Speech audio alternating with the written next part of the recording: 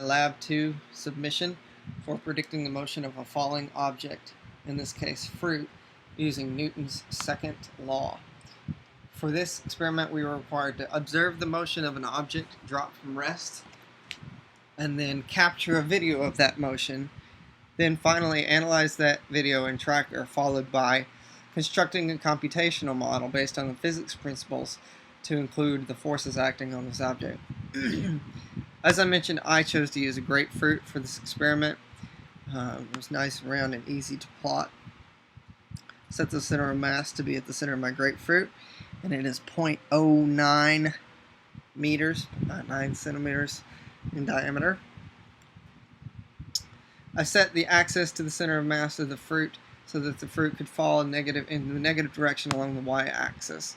I tilted it a bit because my camera was tilted as well. Time starts at 0, runs in increments of 0.042 seconds. Frame rate's a bit low, and run to 0.584 seconds. Now that I have information, I have to first determine what forces, to do my equations, are acting on this object. So right off the bat, it's apparent that at least one force is acting on this object, because we know from experience, standing on the Earth, gravity is always in effect. So I have to come up with an equation for gravity. So we know from physics principles that the formula for gravity, for the gravitational force, which here I've represented by W, vector W, is the mass times the gravitational constant times the direction, negative J, because gravity always pulls on the object toward itself. On the Earth, that gravitational constant is equal to 9.8 meters a second. Mass of my object is 0.2687 kilograms, and my J hat is, I'm only concerned with the y-axis.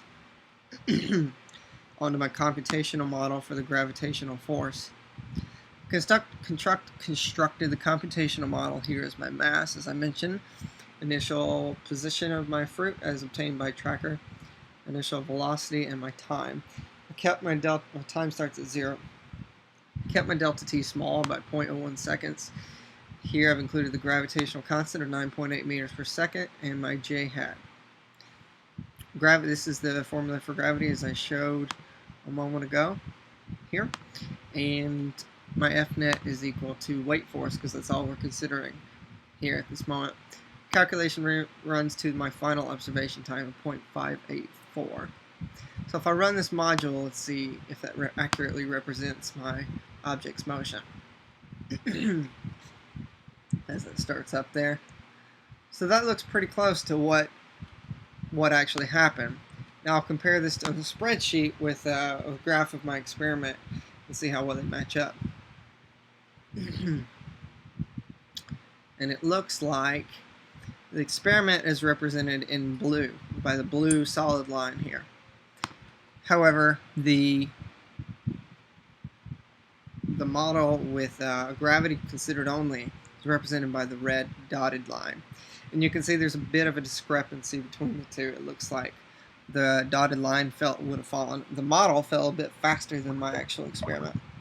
So we can determine that there must be some other force at work here.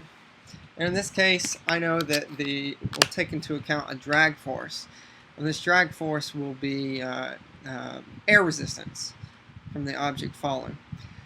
So I need a formula for drag force. Now drag force, we know from physics, is represented by F of D, is equal to a constant times the final velocity. I mentioned in my previous lab how to achieve that final velocity. So in this case, the drag force is represented by 0.04 newtons. I discovered this by experimenting with the numbers until my model matched the graph of my experiment more accurately. So my new computational model I must construct to predict this motion. I have all of the same information that I mentioned before, with a couple of key extras.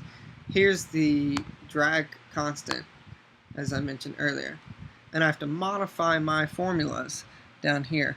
Now, in this case, I've decided to set my drag force, the magnitude of my drag force, equal to the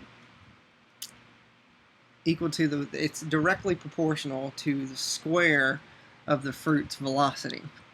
And of course the direction is going to be j hat, the unit vector will be j hat. So with that equation included, I can add my drag force to my weight force to achieve the final net force. If I run that module, let's see if that's a bit more accurate. So the blue arrow here represents my drag force, and my yellow arrow is the gravitational force. If I plot these on a spreadsheet, I can see that the green line, green dotted line, much more closely resembles what actually happened during the experiment. And I can safely say that that's most likely, in this case, all the forces that we're concerned with that come into effect here. Also for this experiment, we were required to predict a terminal velocity.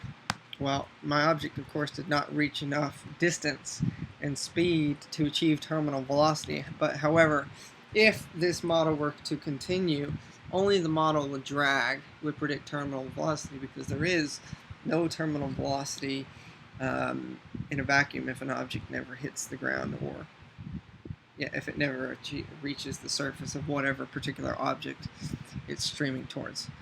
So that's my lab 2. I hope you enjoyed watching, and thank you very much.